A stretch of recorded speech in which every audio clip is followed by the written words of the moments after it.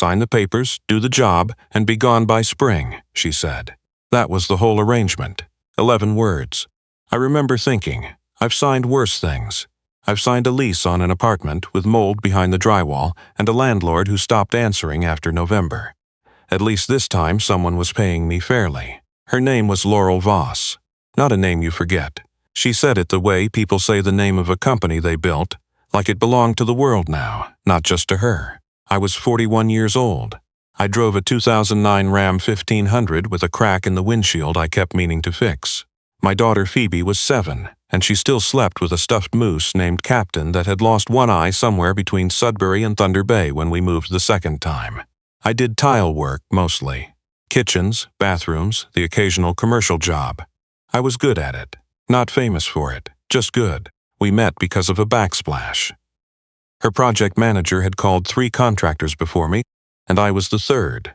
And I only got the call because the second one had quoted $90,000 for a kitchen renovation that should have come in at $40,000. And someone on her team decided to try a smaller outfit. That's me, a smaller outfit. My company name was literally just my initials, KPT Tile, because the name I'd actually wanted was taken and I'd never gotten around to rebranding. The house was in Rosedale, Toronto, one of those streets where the trees are so old they form a canopy over the road, and in October it looks like something from a painting. I pulled up in the Ram and sat for a minute before I got out. Not because I was nervous, but because Phoebe had fallen asleep in the back seat and I didn't want to wake her. She'd had a dentist appointment that morning and she always crashed afterward, something about the stress of it, the way she braced herself for something that was never as bad as she'd imagined. I carried her inside. Phoebe, not the tile samples. A woman at the door.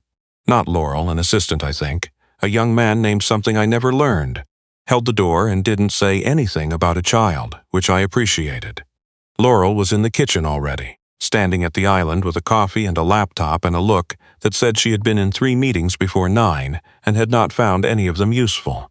She was maybe 45, maybe less, the kind of woman who makes age feel like a category that doesn't apply to her. "You're Kevin Tran," she said. Not a question. "I am," I said. She looked at Phoebe on my shoulder.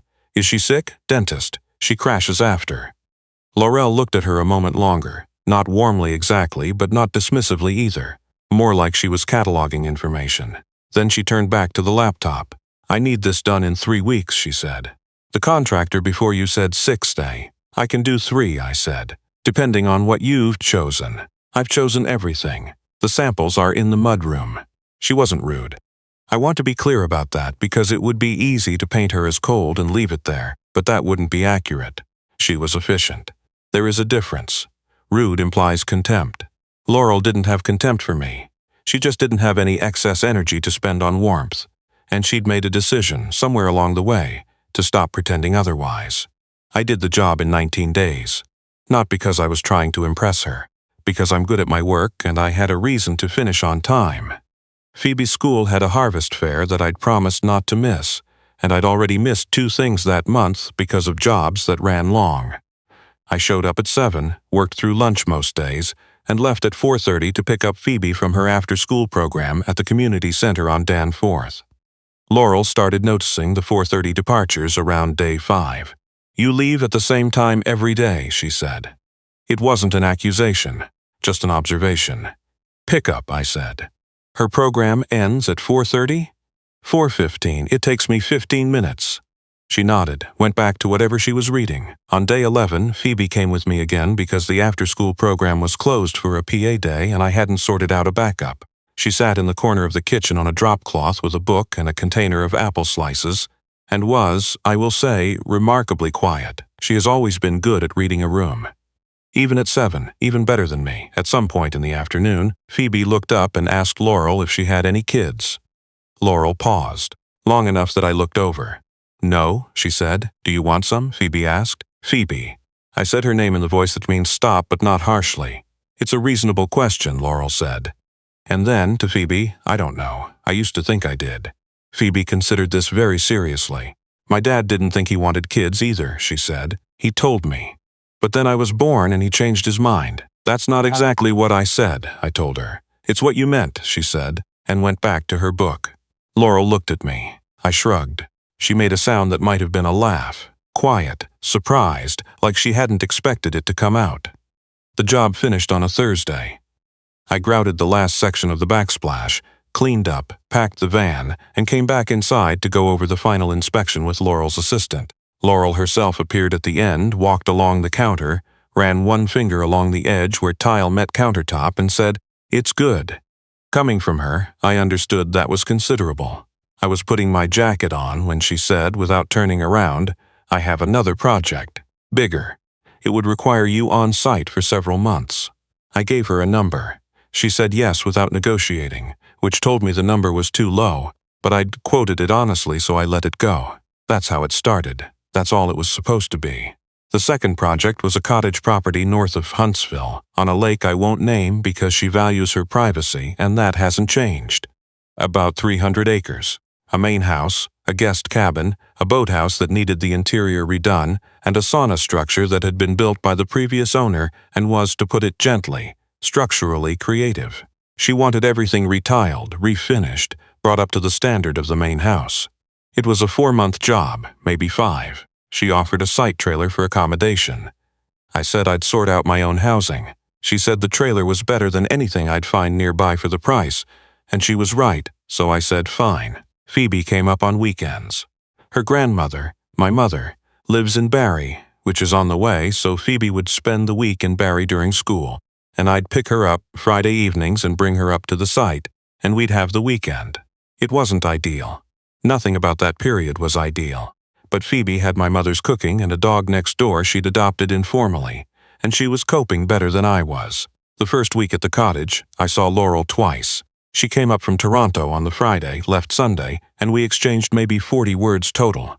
She was polite, direct. She had a way of giving feedback that was entirely free of unnecessary cushioning. She'd walk through a space, point at something, say this isn't right, and then describe exactly what she wanted instead. I found it refreshing. Most clients manage criticism the way you manage a temperature, careful not to let it get too hot or too cold, terrified of how you'll react. Laurel just said the thing. By the third week, I was starting to understand her rhythms. She worked from a chair on the dock in the mornings, regardless of weather. She made her own coffee, always the same way, mocha pot, 2 cups, nothing added. She walked the property alone in the evenings, and once a week on Wednesdays she had a call that lasted 3 hours and left her quieter than usual for the rest of the day. I didn't ask about the call. It wasn't my business. In the 5th week, something happened that I've thought about often since. I was working in the boathouse, refinishing the tongue and groove ceiling. It's a 2-person job done alone, which is slower and harder on the neck and shoulders, but I'd sent my one helper back to Toronto for a family thing and hadn't replaced him yet. I was on a scaffold about 12 feet up when I heard her come in. She didn't announce herself. She stood at the bottom of the scaffold and watched for a moment. "You've been up there since 7, she said. It was past 1. I'm good, I said. I made lunch. I looked down at her. She was looking at the ceiling, not at me, at the work. "You don't have to," I started. "I made too much," she said. "Come down when you're ready."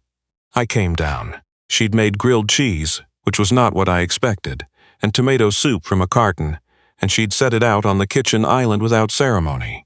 We ate without talking for a few minutes, which should have been awkward and wasn't.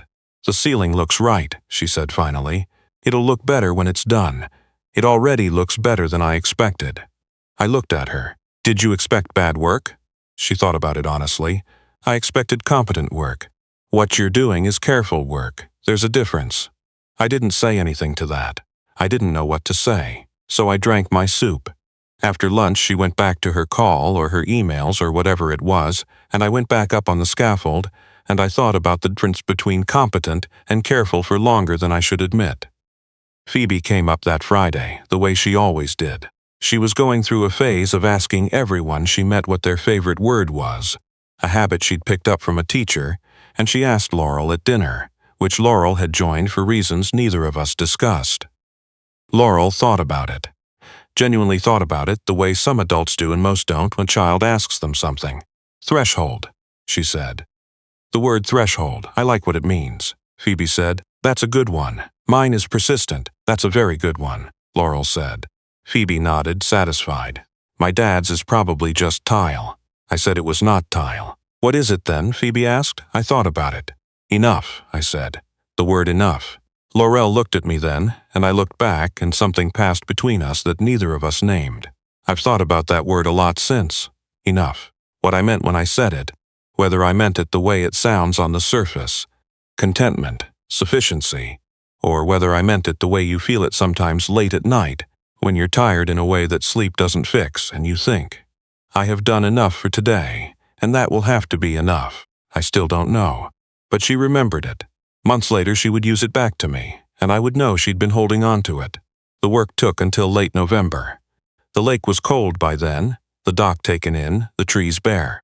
There's a particular quality to that landscape in November that I've never been able to fully describe. Something about the gray of the water and the gray of the sky meeting at a line that looks drawn rather than real, like someone's painting and they ran out of color and decided to see what happened.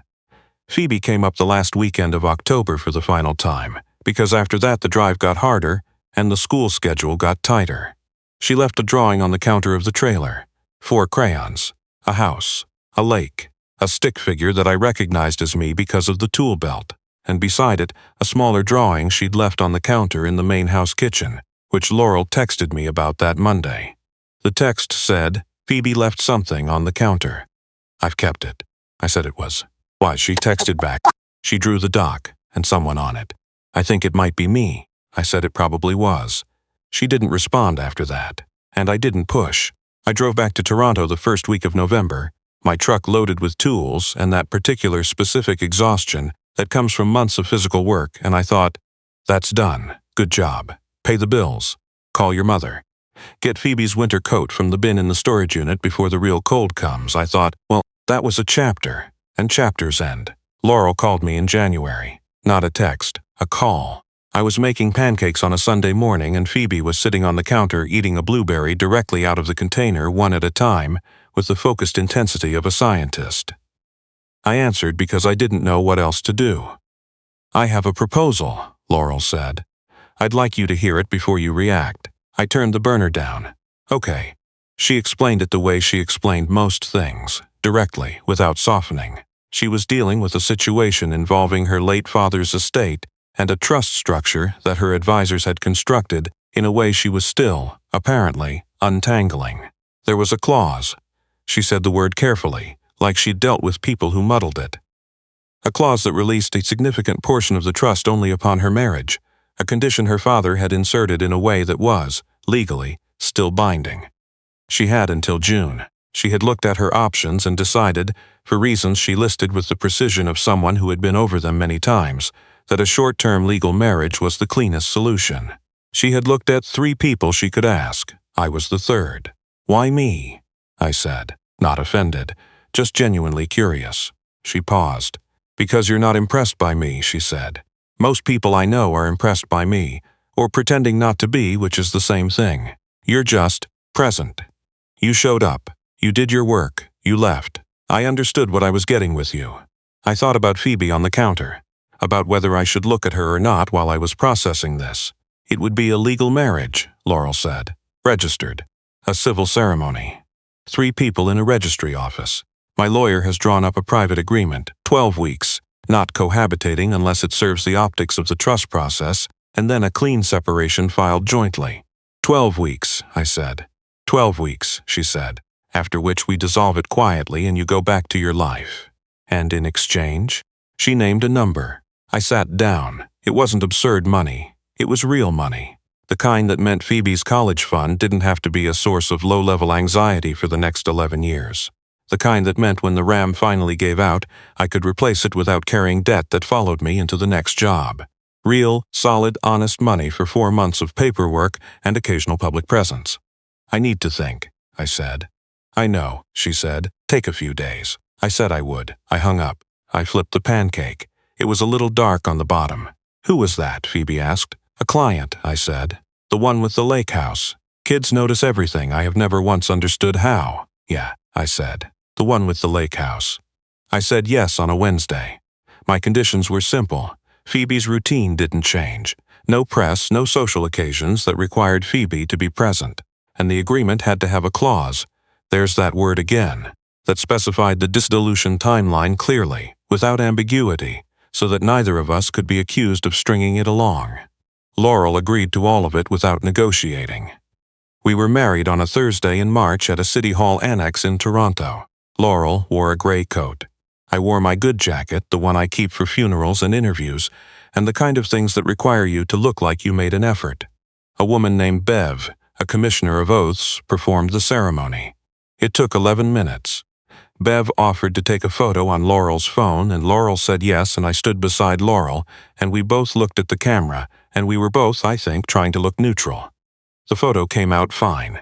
We did not touch. The arrangement was, for the first few weeks, exactly what was described. Laurel's lawyers needed certain evidence of the marriage. Nothing extensive, but there were a few events I was asked to attend. A dinner at a colleague's home in Forest Hill.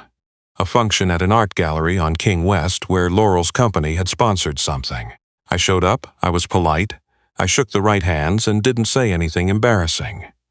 A few people looked at me the way people look at a man who doesn't match their picture of what the person beside him should have chosen. I've been looked at like that before. You get used to it, or you stop noticing. I'm not sure which one I'd done. At the Forest Hill dinner, a man asked me what I did. Tile work, I said. He nodded in the way people nod when they don't know what to do with an answer. Tile, he repeated. Tile, I said. Laurel, who was half listening, said, he does remarkable work. You should see the boathouse ceiling. And then she turned back to the conversation she'd been having. I thought about that for a while. In April, Phoebe got sick. Not seriously, just the kind of relentless ear infection that cycles through elementary schools in Toronto in the spring. She was out of school for 4 days. My mother couldn't get down from Barrie, and my one friend who might have helped was on a job site in Mississauga. I called around, got nothing, and ended up bringing Phoebe with me to a property I was scoping for a bathroom renovation. She sat in the truck with a tablet and a juice box, and I went back and forth between her and the bathroom every 20 minutes. Laurel called that afternoon about something logistics related. I was in the truck with Phoebe when I answered. She's still sick? Laurel said when she heard the background noise. Phoebe watching something with sound effects. Day 3, I said. A pause. Bring her here, she said. I'm working from home. She can be in the living room. I said I didn't want to impose. You're not imposing, she said. She can't be in a truck all afternoon. I brought her. Phoebe was 7 and sick and therefore not at full social capacity, but she managed to fall asleep on Laurel's couch within 45 minutes, which I think was its own kind of compliment. You can only fall asleep somewhere if you feel safe. I sat at the kitchen table doing paperwork while Laurel worked in the next room. Occasionally I'd hear her on calls, the voice she uses for business. Lower, more measured, the same cadence regardless of what the news was. When Phoebe woke up, she asked Laurel for water. Not me. Laurel. Laurel got her water. And crackers. And sat on the edge of the coffee table and asked her how she was feeling with the same directness she used for everything, which is to say it didn't sound like a performance of caring, it just sounded like caring. Phoebe said, my ear still hurts. Laurel said, I know. My ears used to get infected when I was your age. It's the worst kind of sick because you can't see it. Phoebe said, were you scared? Laurel said, every time. It's a small thing. I know it's a small thing. But I've held on to it. We fell into something that I didn't have a word for and didn't try to name. Easier to describe what it looked like. She started leaving a coffee on the counter when I came by for logistics reasons before I'd arrived. I started texting her when the job I was on was near a bakery she'd mentioned once, asking if she wanted anything. We ran into each other at a farmer's market in the annex one Saturday and walked around it together for 40 minutes without planning to. Phoebe, who misses nothing, said, I like her. I said, she's a client. Phoebe said, you said she was a client last time too, about the lake house. And then you were there for 5 months. I had no response to that. The 12 weeks were ending in mid-June. I knew the date the way you know a departure date. In the background of everything, a number getting smaller. May turned and the number was 31. May finished and the number was 16. On day 12 I was at the Rosedale house for something. I don't even remember what now, something minor. And Laurel was making dinner, which she did sometimes. Nothing elaborate, just food, and she said without turning from the stove. You're thinking about the date, aren't you? I said. Constantly, she said. I sat down on a stool at the island. What do you want to happen? I asked. She put the wooden spoon down and turned around. She looked at me for a long time. Laurel Voss, who had built a commercial real estate company with 700 employees, who had restructured 3 failing acquisitions in 2 years, who had never once in my presence failed to know exactly what she was going to say next. She looked at me and she was quiet. I don't know how to want things that aren't certain, she said. I've stopped being good at it. You don't have to be certain, I said. I don't know how to do it the other way. I thought about Phoebe at 7, going to the dentist, bracing herself for something that was never as bad as she feared. I thought about how the word for that isn't courage exactly, it's just showing up. It's just getting in the car. I'm not going anywhere, I said. I don't mean because of the agreement. I mean, I'm here, in the city. Phoebe's got school until the end of June. You know where to find me. She looked at me. I'm saying you don't have to decide tonight, I said. I'm saying the date on the paper doesn't have to be the date. I'm the one who set the date, she said. I know, I said, and I'm not asking you to break anything. I'm just saying, I made you a grilled cheese once. We went to a farmer's market. Your couch is the only place my kid has slept outside our apartment in 18 months that isn't her grandmother's house. I'm not drawing any conclusions from that. But I'm also not pretending it didn't happen. She stood there for a long moment. Then she walked around the island and stood in front of me, and she said, I don't know how this works. I said, neither do I. She said, I'm not easy. I said, I know. I've been watching. And she laughed. Not surprised this time, not quiet, just a real laugh, the kind you can't manufacture. And she said, that might be the most honest thing anyone has said to me in years. We didn't dissolve the marriage in June. We didn't dissolve it in July. In August, Phoebe started calling Laurel by her name without the stiffness that meant she was being polite. Just Laurel. The way she says Captain, the moose with one eye, easy, belonging. I still drive the Ram. The crack in the windshield is fixed now, finally. Phoebe pointed out every day for 2 weeks that it was a safety issue, and she was right, and so I got it done. Small things get done when you have a reason to stay somewhere. When home stops feeling like a temporary arrangement. The trust was resolved. The lawyers filed what they needed to file. The money is in an account I don't touch often because I don't need to, which is, I've decided, the correct use of enough money to stop it from being something you have to think about.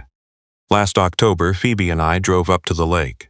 Laurel was already there. The dock was still in, she'd waited. We walked out to the end of it, the 3 of us, and the lake was that particular gray I remembered from November, water and sky blurring at the line.